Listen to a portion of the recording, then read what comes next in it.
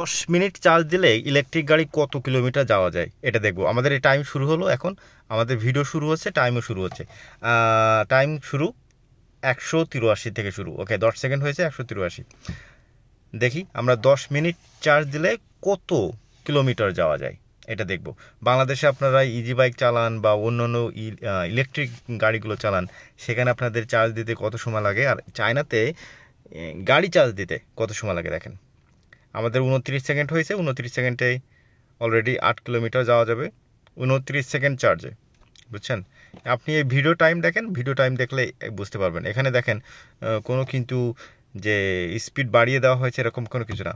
দেখেন এখানে 192, দেখেন 93।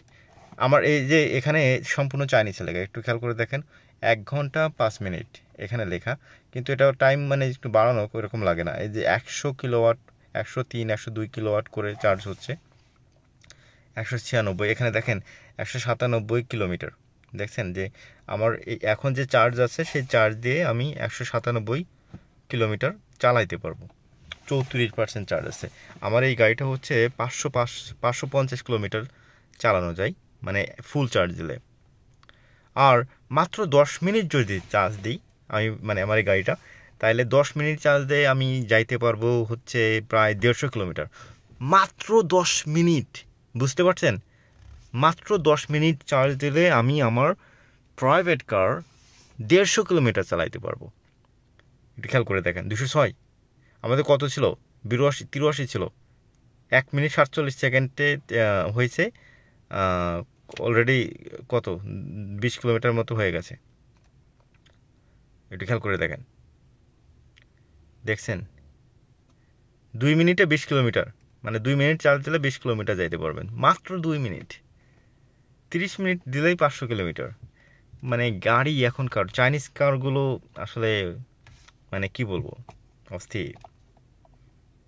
অস্থির মানে তো কি, একটু খেয়াল করে দেখেন এখানে 37%, 215 হয়ে গেছে। একটু খেয়াল করে দেখেন কত দ্রুত। ইলেকট্রিক কার মানে কি মানুষজন ভাবে যে চার্জ দিতে কত সময় লাগবে কি না কি জানি। দেখেন আমার ডিসপ্লেটা দেখেন কত বড় এটা। এখানে দেখেন 219। আমরা 5 মিনিট পর্যন্ত দেখি, আমাদের 182 ছিল। 5 মিনিট পর্যন্ত দেখি কত সময় মানে কত চার্জ হয়, একটু খেয়াল করে দেখেন। মানে এখন কিন্তু 248, 250, মানে 2 মিনিটে 52 সেকেন্ড হয়ে গেছে অলরেডি। তার মধ্যে দেখেন, তার মধ্যে অলরেডি কিন্তু 2 মিনিটে আমার 30 কিলোমিটার চলে যাচ্ছে। দেখেন মাত্র 2 মিনিটে কত, 2 মিনিটে 30 কিলোমিটারের চার্জ হয়ে গেছে। আমাদের 183 ছিল, এখন 226। একটু খেয়াল করে দেখেন। মাত্র 5 মিনিট ওয়েট করেন 5 মিনিট ওয়েট করেন, তারপরে বুঝতে পারবেন চাইনিজ কার সম্পর্কে আপনার সম্পূর্ণ ধারণা পরিবর্তন হয়ে যাবে। মাত্র 2 মিনিট ওয়েট করেন। এটা হচ্ছে, এখানে তো দেখতে পাচ্ছেন কিলোমিটার, কে এম মানে তো কিলোমিটার, কত কিলোমিটার যাইবে।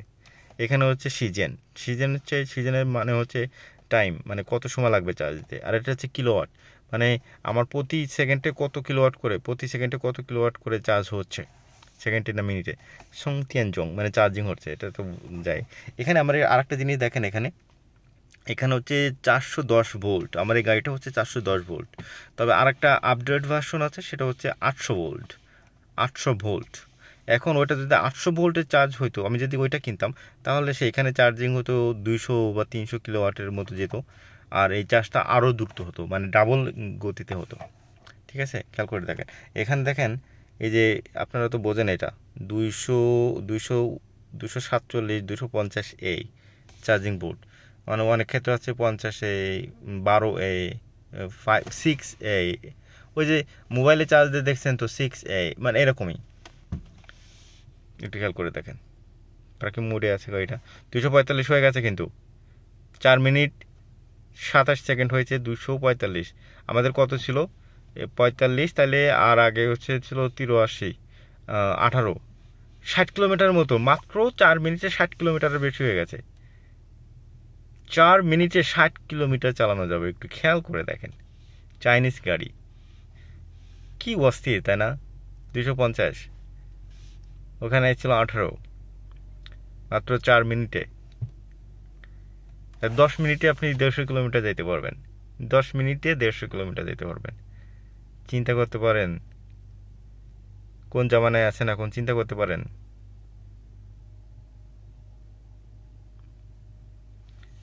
4 মিনিটে, একটু খেয়াল করেন, 5 মিনিট পর্যন্ত থাকলে বুঝতে পারবেন।